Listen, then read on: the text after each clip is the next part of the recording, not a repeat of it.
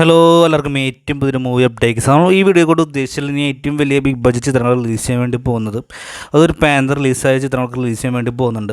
അത് ഏതൊക്കെ നമ്മൾ നോക്കാൻ വേണ്ടി പോകുന്നത് ഏറ്റവും തന്നെ പ്രഭാസും അതുപോലെ തന്നെ അമിതാഭ് ബച്ചനൊക്കെ പ്രധാന താരങ്ങളായി വരുന്ന ഒരു തെലുങ്ക് മൂവിയാണ് കൽക്കി എന്ന് പറഞ്ഞിട്ടുള്ള മൂവി.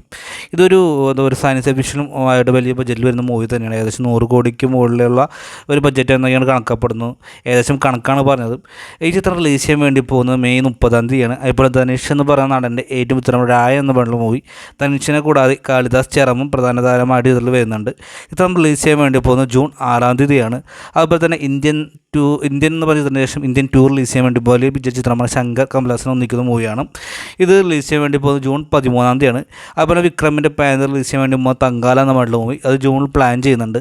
അപ്പോൾ ഇത്രയേറെ മൂവികളാണ് നമ്മുടെ അടുത്തടുത്തായി റിലീസ് ചെയ്യാൻ വേണ്ടി പോകുന്നത്. നിങ്ങൾ ഇതിനു വേണ്ടിയാണ് വെയിറ്റിംഗ് കമൻറ്റ് ബോക്സ് ചെയ്യപ്പെടുത്തുക. വലിയ വിജയമാവട്ടെ എന്ന് ആശംസിക്കുന്നു. ആയിരിക്കും. ബൈ.